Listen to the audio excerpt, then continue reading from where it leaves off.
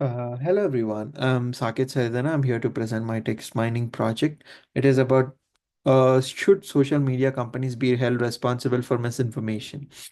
So this has been a long debate which has been going on for the past decade, and it's been increasing now. So there are two kinds of people in this particular sense.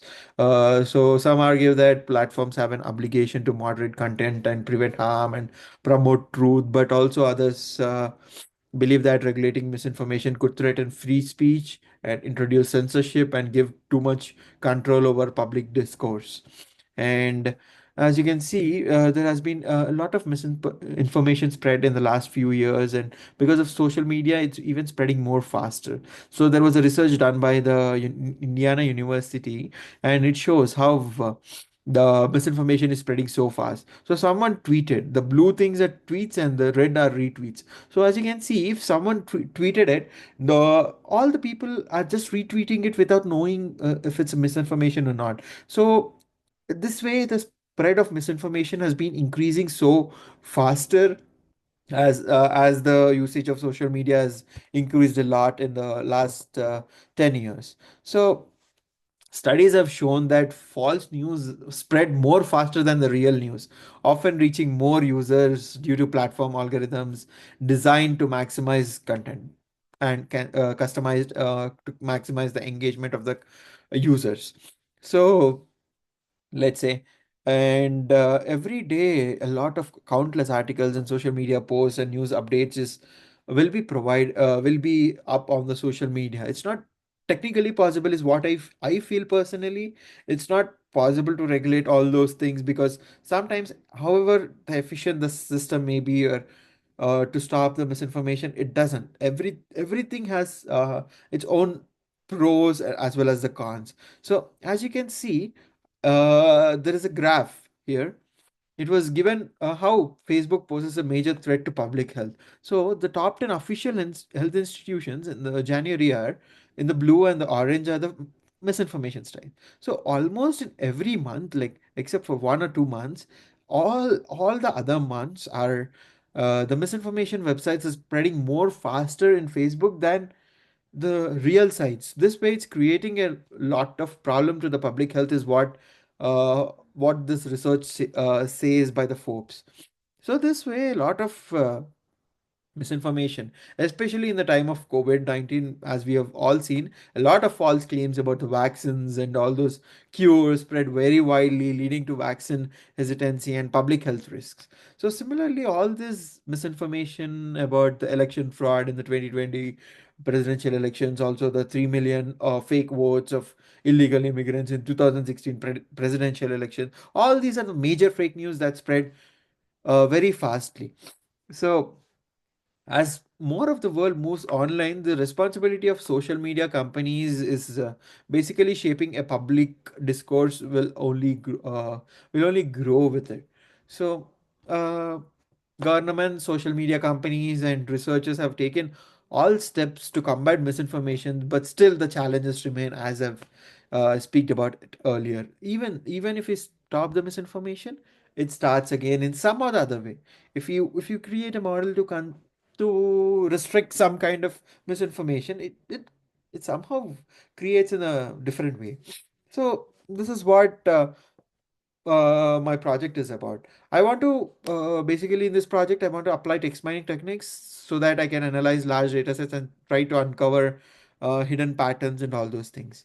So coming to the data, I took the data from three different news sites. That is, one is the most famous news API, and coming to the second one is the Media Stack API. It covers the smaller news from small blogs and covering diverse perspectives. And Google News RSS feeds is it from there I extracted the articles based on the search queries and misinformation regulation and collecting structured news data. So then I cleaned all this data, and then merged all the data from these three three different places from where I got the data, and then uh, I've uh, I've labeled the data as the strongly pro-regulation and weakly pro-regulation and anti-regulation and neutral. strongly and weakly pro-regulation. It basically supports government or platform-based misinformation laws. Anti-regulation is something like that, opposes misinformation laws and often citing free speech concerns. Neutral is there is no clear stance on the misinformation policies, but most of them will be classified either as strongly, weakly, and anti-regulation because neutral. I don't think neutral is has that much stance over there. So then I've performed some pre-processing steps.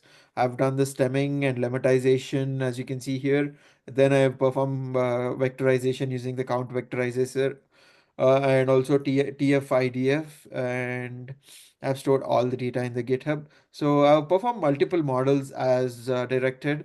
The clustering, ARM, LDA, naive Bayes, decision trees, and support vector machines are done.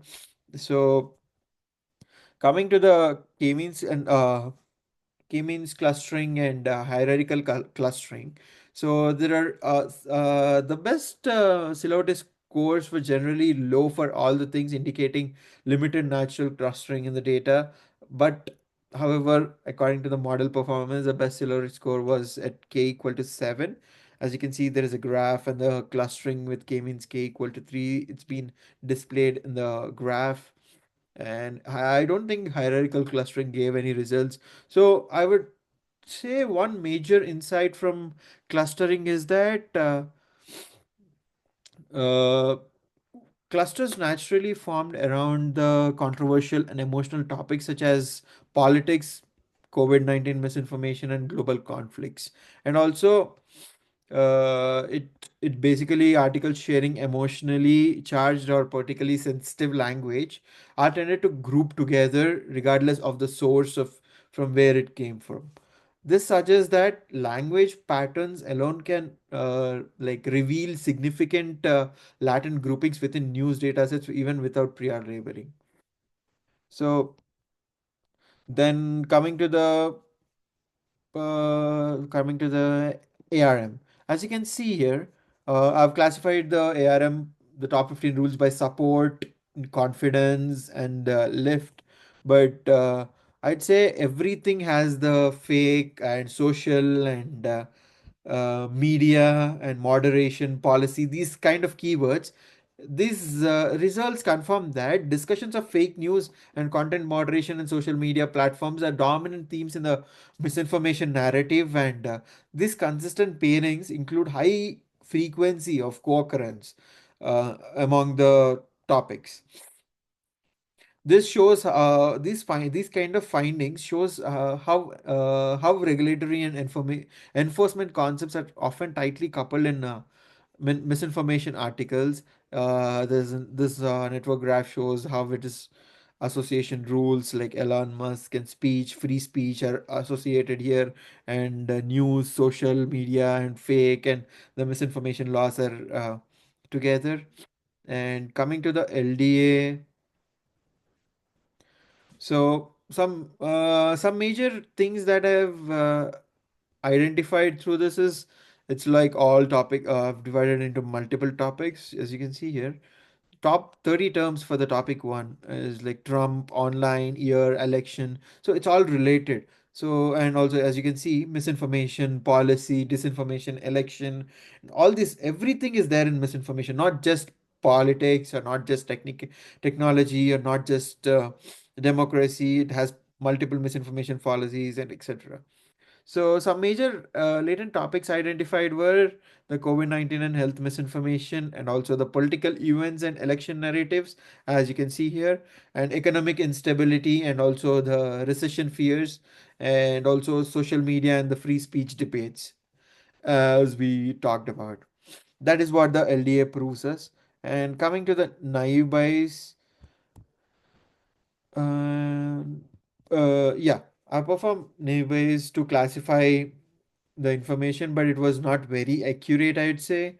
The accuracy was around only 88 out of the 106 as being classified with a high number of false positives in this class, and this suggests that it this model performs steadily, but on more polarized classes, like particularly the ones that are more prominent linguistic features. Maybe a future refinement can include better class imbalance, because neutral are very less in our data set. So it's classifying, as you can see, it's classifying the anti-regulation very properly, whereas pro-regulation there are a lot of false positives.